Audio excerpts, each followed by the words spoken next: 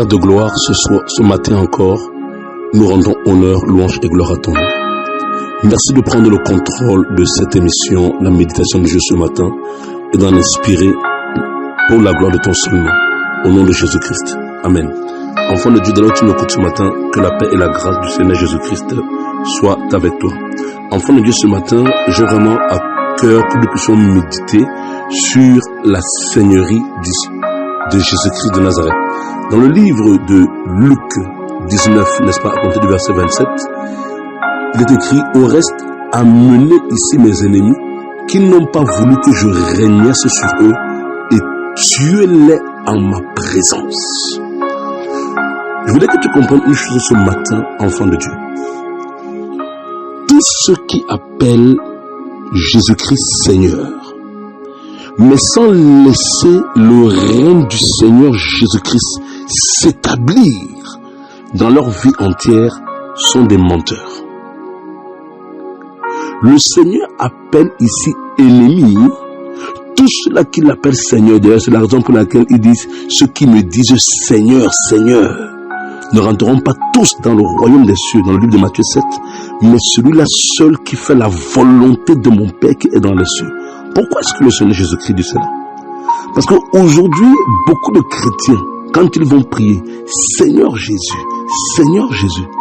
Mais un Seigneur, c'est quelqu'un qui a de l'autorité.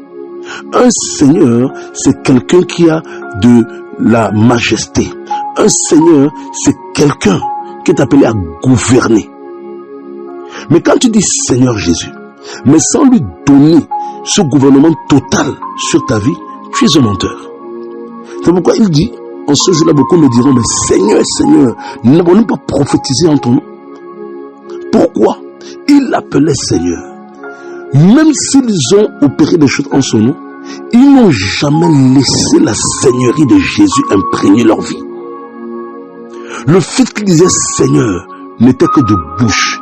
Leurs lèvres confessaient sa Seigneurie, mais leur vie rejetait sa Seigneurie. Je voudrais que tu comprennes une chose.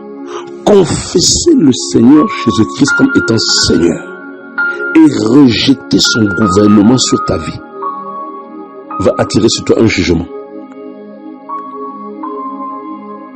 Quand il dit celui-là seul qui fait ma volonté, c'est-à-dire que si tu reconnais que le Seigneur Jésus-Christ est Seigneur, tu dois laisser sa volonté se faire dans tous les domaines de ta vie.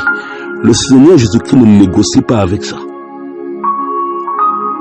Donc on comprenne aujourd'hui. Il a dit: amenez-moi ici tous ceux-là qui n'ont pas voulu que je règne sur eux. Et il dit: tuez-les à ma présence. Il dit qu'un jugement terrible était sur ces personnes. De nombreux chrétiens ont accepté Jésus-Christ comme sauveur. Mais est-ce qu'il est véritablement leur Seigneur? Vous comprenez? Parce que si le Seigneur Jésus-Christ n'est pas le Seigneur de ta vie, quelqu'un disait: si le Seigneur Jésus-Christ n'est pas le Seigneur de tout, il n'est pas le Seigneur du tout. Il veut régner sur chaque domaine de ton être, ton esprit, ton âme, ton corps. S'il y a un seul domaine de ta vie où tu ne veux pas que Jésus règne, ce domaine où tu ne veux pas qu'il règne sera pour toi une occasion d'aller en enfer. Vous devez le comprendre. Nous avons été créés pour que le règne de Dieu se fasse sur nos vies en totalité. Alors, enfant de Dieu, je voudrais que tu comprennes une chose ce matin. Quand le Seigneur revient sur la terre, alléluia, il revient dans son règne. Mais celui qui va entrer dans son règne, c'est celui qui déjà durant sa vie sur la terre a accepté la totalité du règne du Seigneur sur sa vie. Tu ne peux pas par exemple dire que Jésus règne sur moi, Jésus règne dans mon cœur, mais sur ton corps par exemple, tu laisses encore des choses qui appartiennent à Satan. Beaucoup de chrétiens pour eux, Jésus règne dans leur cœur, mais Jésus ne règne pas sur leur corps. C'est un mensonge. Le Seigneur veut régner de manière absolue. Le règne du Seigneur sur ta vie ne doit pas se négocier, même avec ta propre personne. Si tu ne le laisses pas aujourd'hui être le maître de tout, sache qu'il ne sera pas le maître du tout dans ta vie. Et s'il n'est pas le maître de un quelconque domaine de ta vie, alors sache que tu ne lui appartiens pas. Même si tu vas dire que tu es devenu chrétien, attention, attention. ne confessons pas simplement son nom de Seigneur, mais laissons maintenant sa Seigneurie dominer nos vies en totalité, pour que cela ne se retourne pas en jugement contre nous, au jugement dernier. De l'avoir appelé dans nos prières, Seigneur, Seigneur, et qu'il nous dise ce jour-là, je ne vous ai jamais connu, parce qu'il y a des domaines de votre vie où vous ne m'avez pas laissé régner. Ce matin, je prie que cette parole t'imprègne et que tu laisses le Seigneur régner sur ta vie.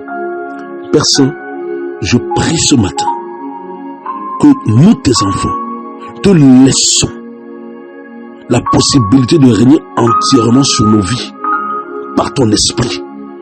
Au nom tout-puissant de Jésus-Christ de Nazareth, que tu domines sur nos êtres entiers, l'esprit, l'âme et le corps, au nom de Jésus-Christ. Amen.